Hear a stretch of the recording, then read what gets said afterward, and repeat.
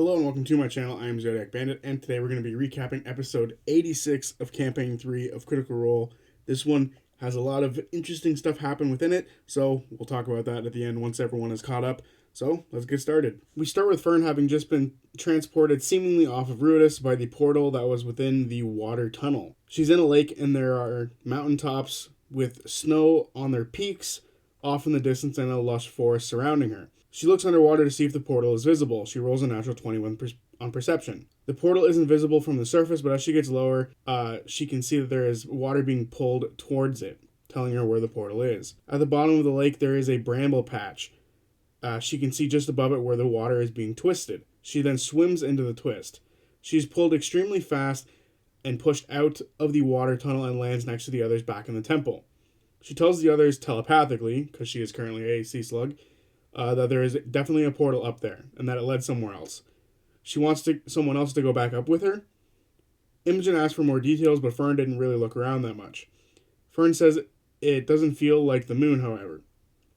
Ashton wants to rest up before they go and look, but the others don't want to, they want to look now. FCG says they can send some of them through. Ashton doesn't think that it's sensible right now to go look at the moment, because they're all extremely weak, or at least have their stuff all been used up. But he's normally not sensible anyway, so if that's what they want to do, he's not going to stop anyone. Imogen says a few can go through and then turn into mist and look around, just to be safe. Imogen has a few spells left, and Fern has a ton. Maybe she can share some spell slots with Imogen. Chetney is tired of talking and wants them to make a choice. The party think it's best to send some people through. Imogen still thinks that the mist form is the best idea. Chetney thinks they should just rest up first and then go through the portal while they're all healthy and ready to fight. But most of the party like the mist idea, so that's what they're going to do. It's decided the whole party will go through then and then turn into their mist forms. Before they leave, Fern shares a spell with Imogen. They sync up together for a second, and Imogen and Fern immediately feel the magic move from one to the other. Fern gives up a 4th level spell to Imogen for the equal amount of sorcery points. Lana looks for a place to affix a rope around down here in the temple, but there isn't anything truly good enough that is just lying around. But Chetney hammers in a piton into the wall, and they tie a rope to it. They tie the other end of the rope to the immovable rod and hand it to Orym. Fern will lead Orym up the water tunnel. Strength check. Orym rolls a 10. Fern, in slug form, rolls a 15. She's a slug form, but they claim it's the same stats as a salmon, which, the weirdness continues. It takes them a while to swim up as Orym is facing great difficulty. Luckily, they have underwater breathing, so he doesn't have to keep going back and forth in attempts to try to get up. Eventually, Orym emerges out into the lake, just like Fern described. Orym then clicks the immovable rod, allowing the rod to stay in place, and the rest of the party are able to follow the rope going up. Eventually, they all come out on the other side of the portal. They all swim up to the top of the water, and they see the shoreline is a few hundred feet away from them. At this point, the rest of the party see the gray clouds, and there's a bit of light, but it is much darker here. It's kind of like twilight here. The party can see Catha in the sky, so they are definitely on Exandria. They look for Ruidus, but they can't see it. They can, however, see the ley lines above them. The party swim to the shoreline as they want to transform and look around. The shoreline is very dark and muddy. They quickly near the forest line as soon as they get onto the beach, or the shoreline. Chet looks around and looks at the trees to see if he recognizes them, and Ashton starts to transform. Chetney rolls a 21 on perception, and the trees here are pine and ones that grow in higher altitude. Chetney also sees a bunch of low-hanging mist, and believing that they are higher up than normal. Imogen looks to see if she knows the mountains nearby. There are many mountains and forests where she grew up, but nothing like this. As soon as Ashton transformed, he flies straight up. Orym is on lookout looking for anything as well. He rolls a 14. He doesn't see anything out of the ordinary or suspect, just general movement within the forest. Everyone then transforms and flies up to join Ashton. This forest is within a mountain range, or a valley within the mountain range. They don't recognize the region at all. Orym thinks back to any landmarks that he might have read about. With a history check of 15, he can't think of anything. It's definitely not in the Shattered Teeth, but after a while, the cloud cover blocks the field of view, kind of like a video game draw at distance. Ashton looks for a source of light. He doesn't see anything, however, near where they exited the lake, on the other side, there is a cluster of structures. The party fly down to it, and they see that there's maybe 150 structures, and it's a very modest village, and there's a few docks there. There are no signs of light, and it's quiet, and they don't see any people walking about. They fly down to take a better look. As they look around, they see that it's been abandoned and taken over by the land. There's a few buildings with labels on them like Fishmonger and General Supplies. Orm and Lana try to find a place that might hold records and writings about the town. The rest of the party look around this deserted town and see that the houses are still filled with all of their home decor and supplies within, just everything is covered with dust. There's no signs of conflict or combat, and if there was, it's all been washed away by the rain. FCG wonders if this is some sort of mirror version of Exandria. Chenny looks for a river. There isn't one. It seems most of the water comes from the melting snow on the mountain tops. There's incredibly overgrown gardens all around. They see all sorts of vegetables, food that they are aware of, stuff like tomatoes, etc., but it's all been extremely overgrown and hasn't been tended to. Orm and Lana don't find a record hall or anything like that, but they do find a clerk's office that contains some records. They learn this village is called Raya Duin, and the records they find here are just about conflicts between locals and death and birth certificates, mostly law stuff. The lake here is called Lake Umamu. Orm and Lana think back to any names that they know of that sort of ring a bell connected to it, but with a roll of 10 on history, neither of them can think of any locations. But with the sun being absent in this moment, they believe that this area they're in is on the same track as Marquette, so same time zone. Orm thinks that it's more than likely Isilra. Lana continues looking through the records. Ashton tries to find the richest looking place. He does find what is looked like a much larger, bigger place. It looks the richest, and the windows are smashed in it. The party think they could live here and forget about everything that's going on, but that thought only lasts for a moment. Ashton sees signs of robbery in this house. It's torn apart, but there is a ton of dust on it still, so whatever happened here happened later, but definitely happened a while ago. Imogen grabs a few items from around the town, pieces of wood, rock, etc. Ashton sees this house he's looking at has been cleaned out of anything important and valuable, unlike the other houses here. Chenny uses grim psychometry to try to sort of connect and learn the history of this place, but with a 10, he can't roll, or with a roll of a 10, he can't connect to this place properly. Ashton calls Chenny over to the house to help him look for any secret passages. Chenny starts tapping his hammer all over the place, looking for hollow spots. With an investigation of 22, he looks all over the house and finds a false floor underneath the bed, but it's already empty. This makes the two of them think that the people who lived here packed up and left at some point. Lana finds records saying that people are just up and leaving randomly. But then others are saying that people are just disappearing, not leaving the town. There is a rumor that must be making some people leave. But then suddenly 4 families left. But then the fishmonger says that he saw someone walk into the water at night. This made him look suspicious, but then he disappeared. And this is where the notes, or the records, within this sort of record log ends on this subject. The party think that the people went into the water and were sent to Ruidus by mistake. Orm says if they did go, they would have found at least a few bodies within the temple. FCG casts Speak with Animals and asks a bird that's nearby if they've seen anyone else around. The bird says no, they don't really leave this place, and that this place has been empty almost his entire life. The bird does say that there's been an odd person that comes through here, but they never stay long. FCG asks where they come and where they go from. The bird says it's been 5 years since the last time they saw someone. Chetney tells FCG to ask about the lake. FCG asks if there's any monsters within the lake, and the bird says they don't know about monsters, but some of the people who have come through looking around end up going in the lake after a while. Chenny looks for any trails or roads that lead to this village. He rolls a perception check of 17, and he sees that there are some old paths leading all over, but they've been overgrown. The party wonder if they should sleep here to figure out what happens if they stay too long. Some people in the party do not like this idea, but they need to rest up before they can teleport the next day. That's why Imogen took some stuff from this town, so Keyleth can hand them out to important people so they can use this as a backdoor onto Ruidus. Chenny asks if Imogen can use her mind powers to find any strange presence around the lake. Imogen goes to the edge of the water and opens up her mind. She feels nothing other than the party. The party choose to rest up in the nice house here, just because might as well live in luxury. Imogen asks if Chetney and Ashton look for anything invisible in the false floor. They didn't. When they get back, Chetney goes and looks, and there's nothing. The party see that the upstairs is a bedroom and an office space, and the downstairs is a kitchen and living room with couches. It's nice compared to the other houses. They can find comfortable space to sleep in if they just fix it up a little bit and, untoss everything. Fern and Chetney will take the first watch. Fern seems a little bit upset with Chetney.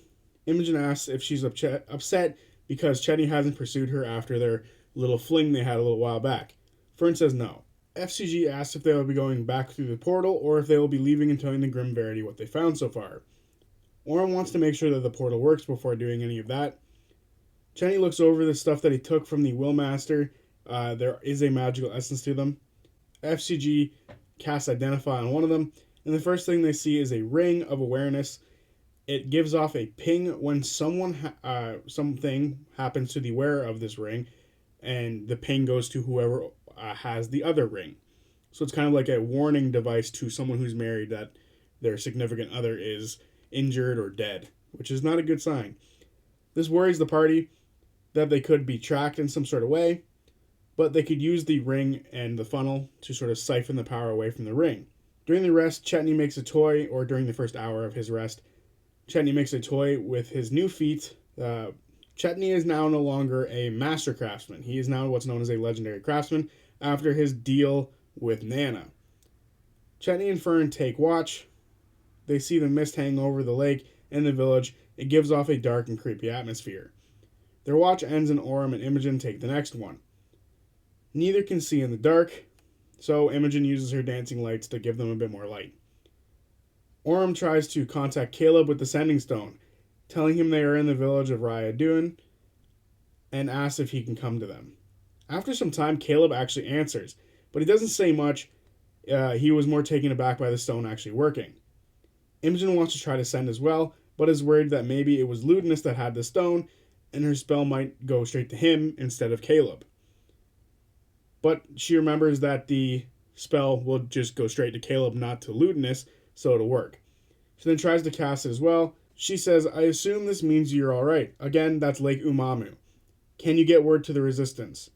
He answers, yeah, this is Caleb Widogast. I don't know what has changed. It's been some time. I do know, and unfortunately the spell ends there.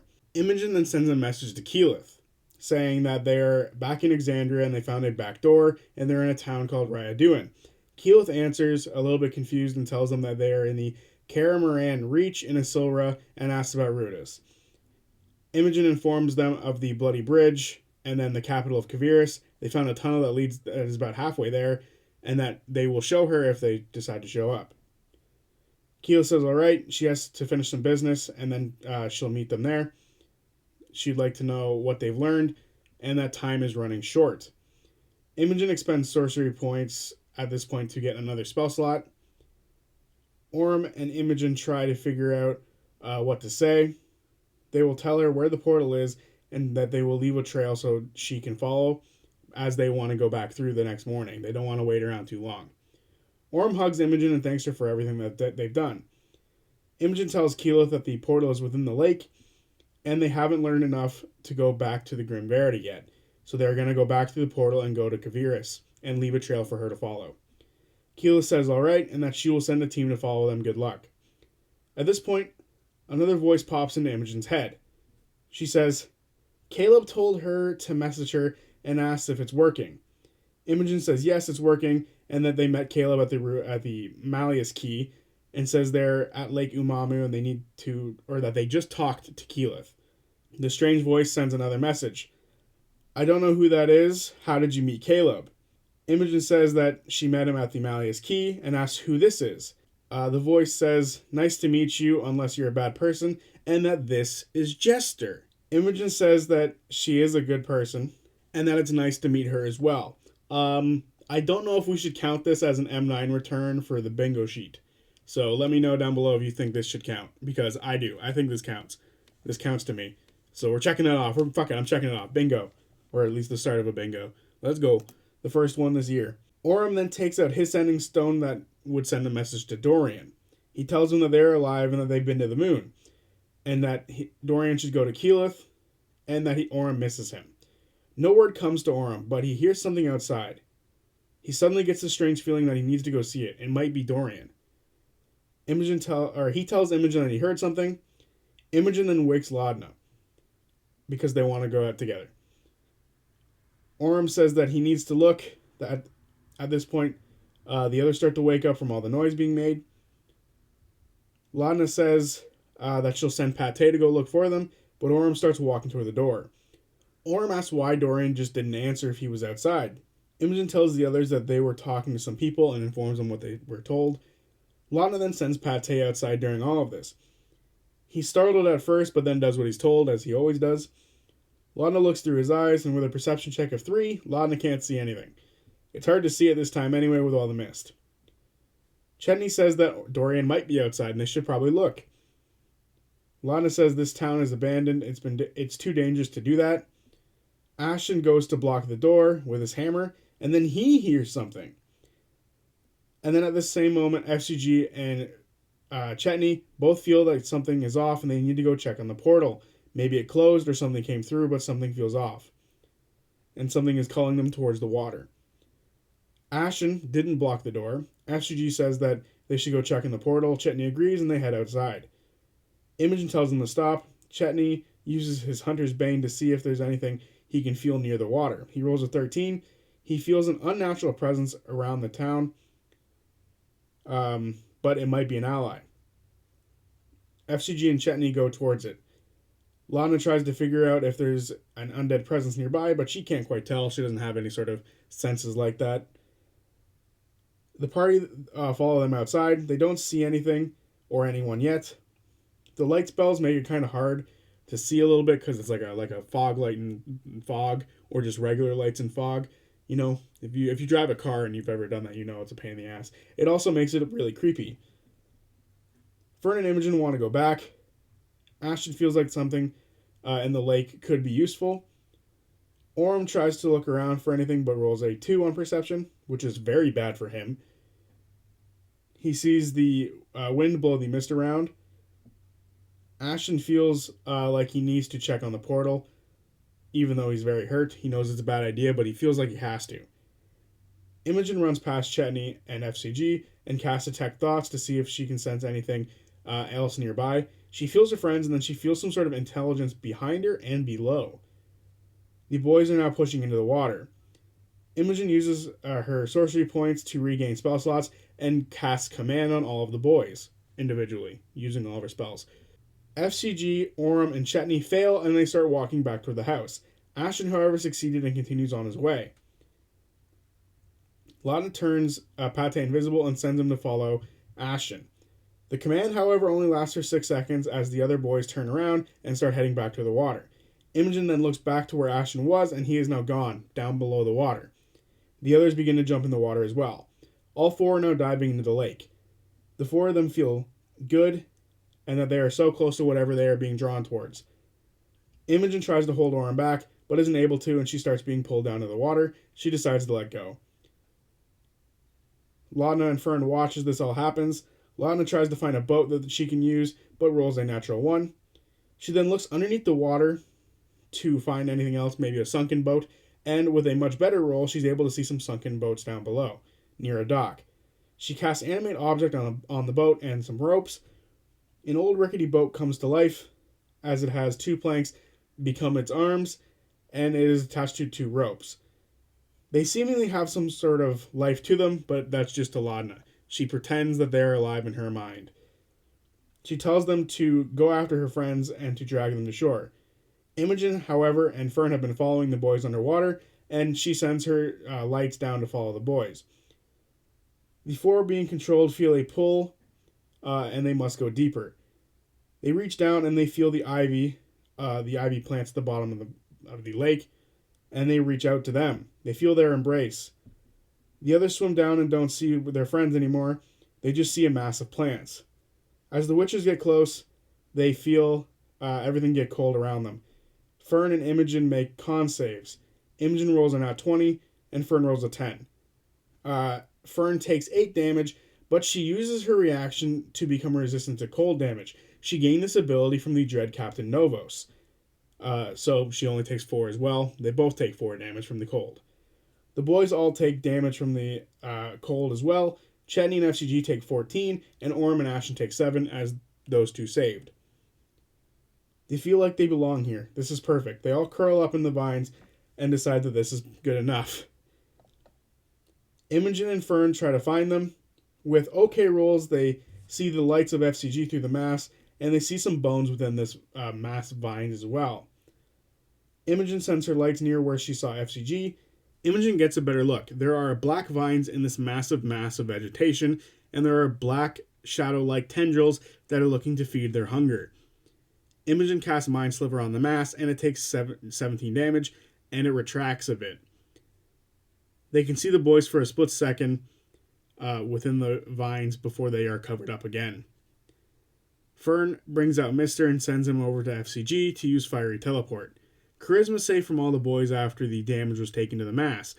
Orem natural 20, FCG a 19, and Chetney an 18. They all succeed. Ashen rolls an 8. He fails. The three wake up and are lost within the darkness around them, and they begin to panic, but they now have control of themselves again. Ashen is still captured and is not in control and still feels comfortable. Con saves from everyone now. All the boys take 8 damage as they all succeeded. Lana arrives with the boat, but they're on top of the lake, and she tells the boat to swim down below and sort of go towards them all. FCG tries to use the buzzsaw to saw their way out, but their attack misses as they are restrained. Chetney casts Inflict Wounds on the vines, and it hits, dealing 15 damage. However, the vines are immune. FCG then sees a flare out in front of them and isn't sure quite what it is, and then suddenly the face of Mister appears and reaches in and grabs them. They teleport out 15 feet away from the vines, and Mister freaks out and begins to swim up. When FCG looks up, they see a boat suddenly coming down with Laudna on top of it. She says, "All aboard the Queen Dorolo," and says the rope's out to grab the other three. Imogen then Mind Slivers again, dealing 8 damage to the mass, making the vines reel back again. Ashen, however, still fails his charisma save. Fern waits for Mister to do anything else, and everyone under the water makes a con save. Laudna and Fern take 1 damage, Imogen takes 2. The boys take damage as well, but unfortunately I missed the number, but because they're a little bit closer to the mass, they take more damage.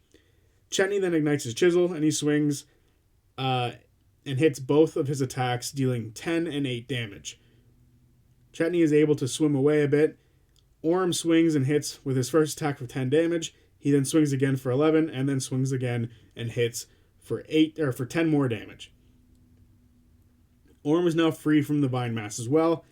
As he turns back, he sees 4 skulls within the mass. He tries to grab one, and with a 12 acrobatics check, he is able to grab one, but is grabbed again by the vines. FCG grabs the boat and then tries to use Turn Undead. The connection with the Changebringer has felt distant while on Ruidus, but now the connection is much stronger again back on Exandria.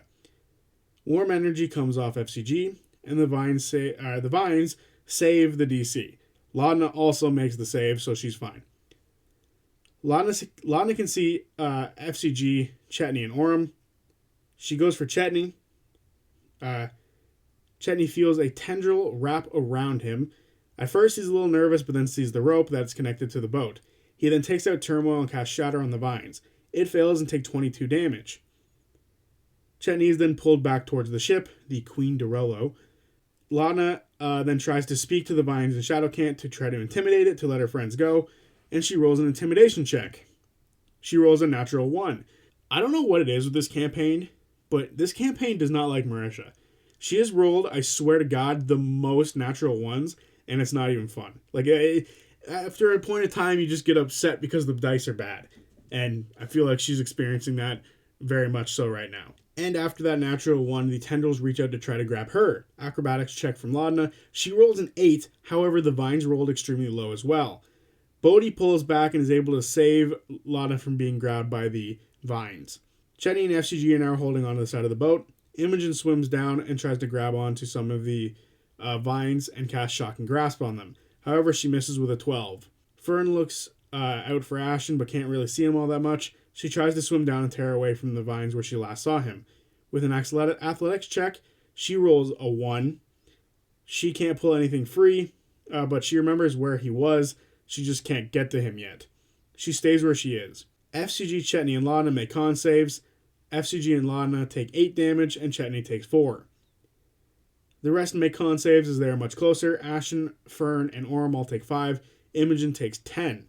Orym slashes at the vines and hits with a 24, dealing 16 damage. It is a pushing attack, and the vines fail, freeing Orym a little bit.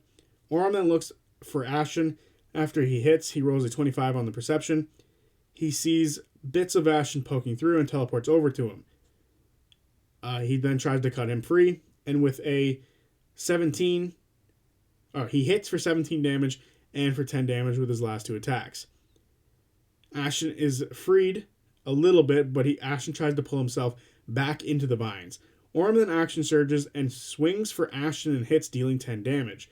Ashen gets another charisma save, but fails and begins to pull himself back into the vines. Orym does it again, but misses. Ashen is now beginning to crawl back more and more inside the vines. Fern tries to cast Charm Person on him. He makes the save. For once, he makes the save. FCG tries to turn undead once again. They flip the coin under the water. They go to grab it again, but it misses it, and then it starts to fall. But as it's falling, it suddenly stops, and a pulse of energy comes off the coin. The vines fail the save, but so does Laudna. Revealing the graveyard underneath the vines, Ashen is able to make a charisma saving throw, natural 20. Ashen wakes up and swims out from the vines. Laudna tells Bodhi to turn tail and run as well because they are now terrified of FCG, who is still attached to the boat. The temperature of the water gets a little bit warmer. The shadows pull back as the cloudy, muddy water covers it, hiding the vines underneath. Everyone swims away and up outside of the water. Ashen wants to just leave, but Imogen wants to warn the team that Keyleth is sending. After a minute and Laudna reaches the surface, her spell ends, and Ropey and Bodhi say it was a pleasure working for her, and, well, they die. In her mind, they die. Orym tries to figure out where this whole thing happened in relation to the portal to see if they're connected, but there's a bit of space between the portal and the vines. Laudna wonders why the vines decided to go after all the boys, and why it didn't go after the witches, but there isn't really any answer to this. They just sort of speculate of what it could be.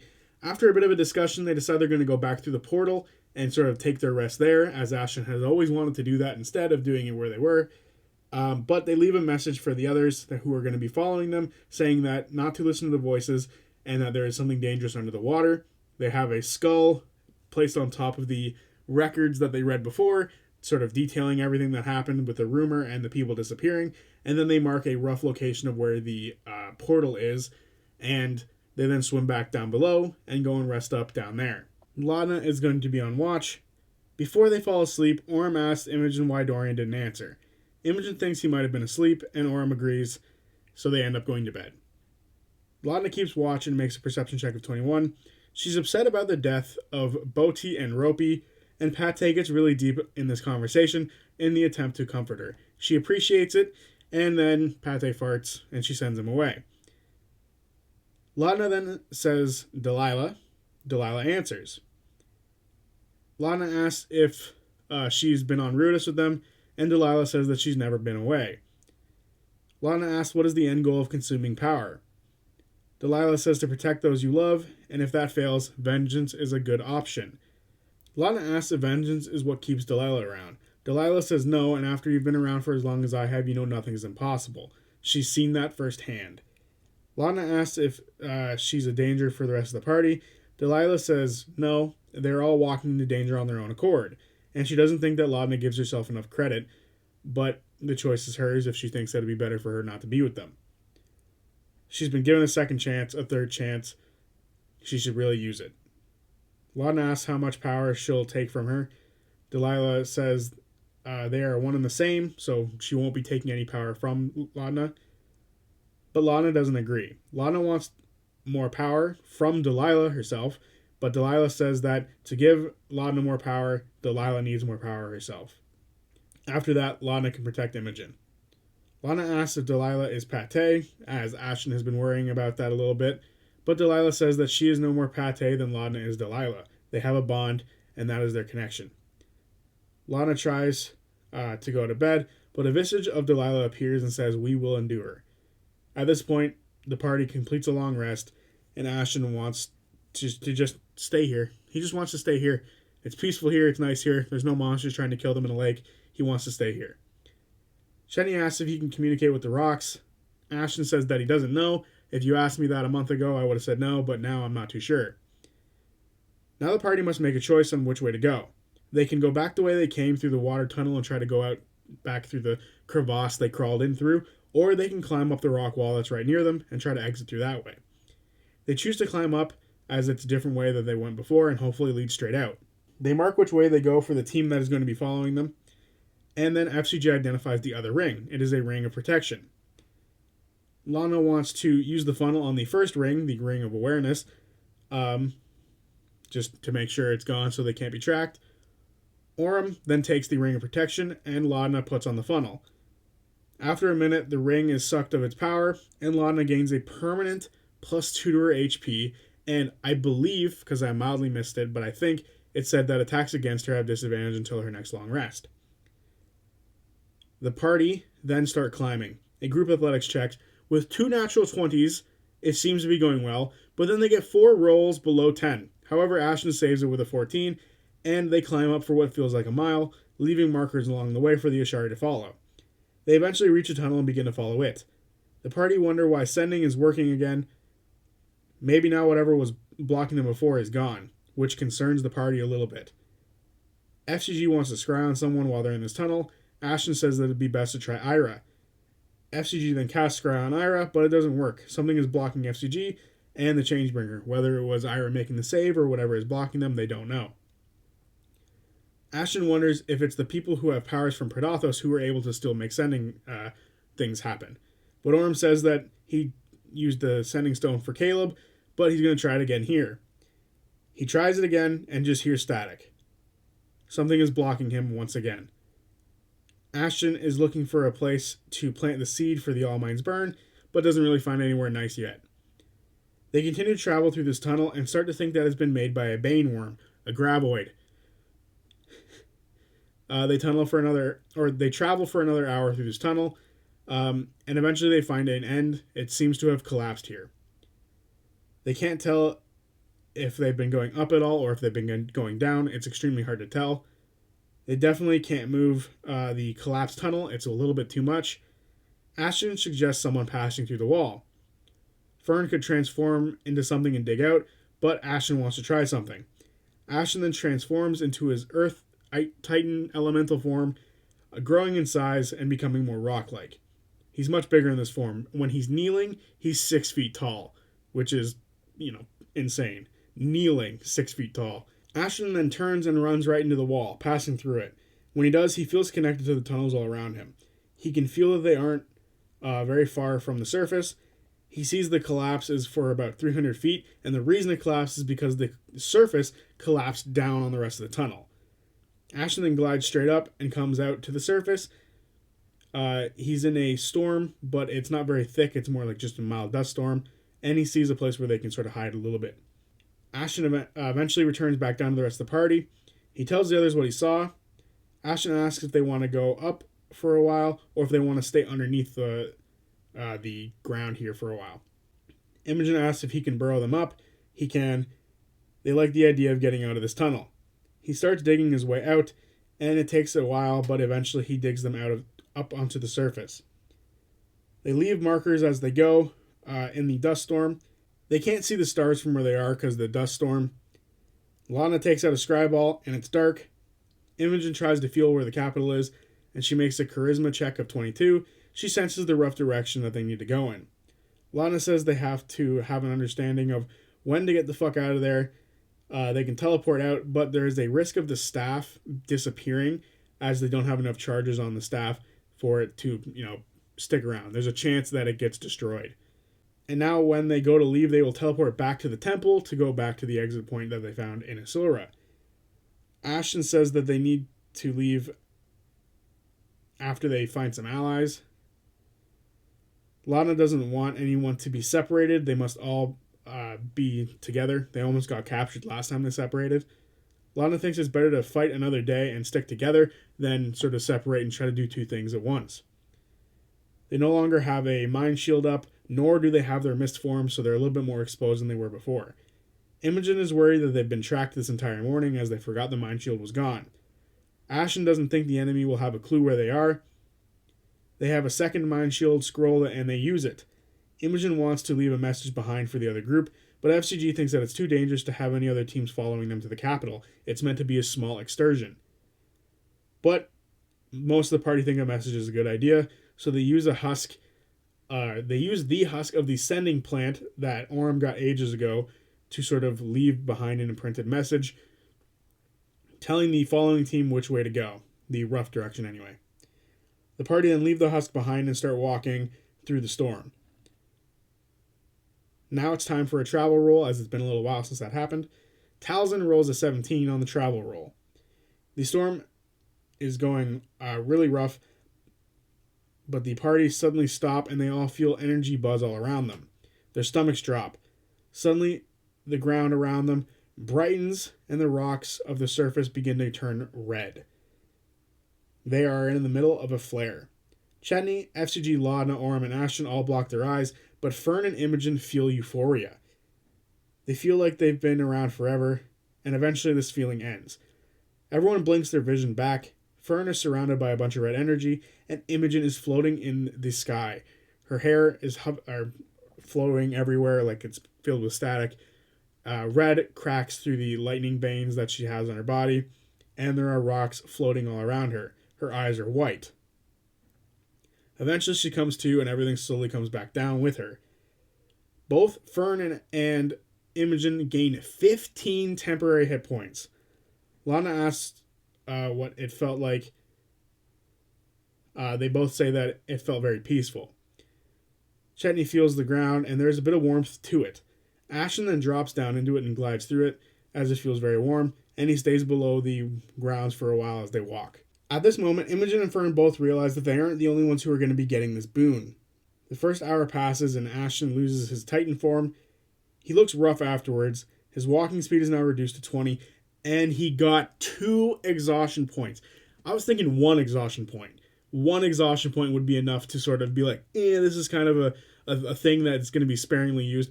2 exhaustion points to me is fucking brutal. That is a brutal punishment. Because that means, unless you have greater restoration like the party does, they have to wait 2 days for Ashen to be fully fightable again.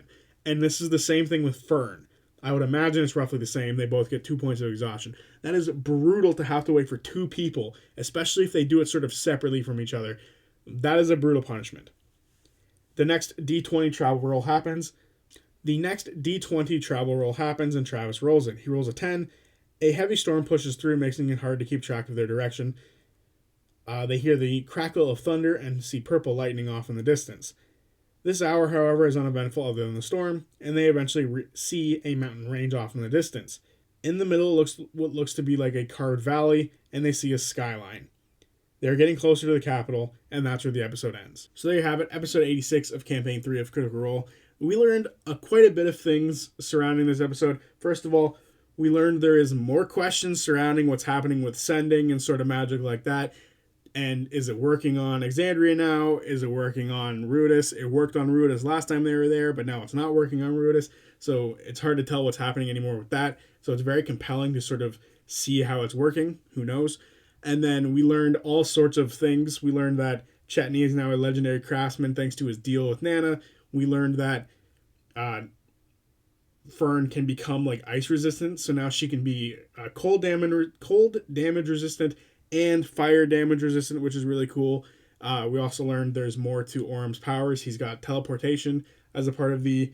I don't know if that's something you get right away with Hex or Hexblade. I'm not too sure.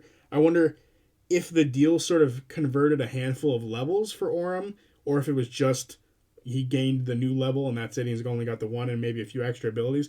I don't know, but I'm almost positive teleportation isn't a thing that a Hexblade gets super early, so who knows? So there's a bunch of stuff that we're learning. We also know the punishment now for the Titan form, which is fucking brutal. Like, that's brutal to me. Like, that is a huge punishment. But we learned a ton about what's going on with the party and their new abilities that they got from certain places, which is really cool. And then we also learned that the portal does in fact lead to Exandria, which is the biggest thing to take away from this, is now there is a backdoor, a dangerous backdoor, albeit, but a backdoor nonetheless. So very cool, very fun episode. Very excited to see where we go from here as we get closer to the capital. But we know that the capital is going to be a very dangerous location for them because realistically, they don't have allies now. They might have gotten away with going with the caravan before, but that is a ship that has sailed. So they're going to have to find the resistance, which is really cool to me. So yeah, I'm excited for 2 weeks away, which hurts, but in 2 weeks we will eventually get the answer to what's going to happen when they get to Kvaris. So that's very exciting. So I will see you guys on Tuesday for whatever video I make next. Peace.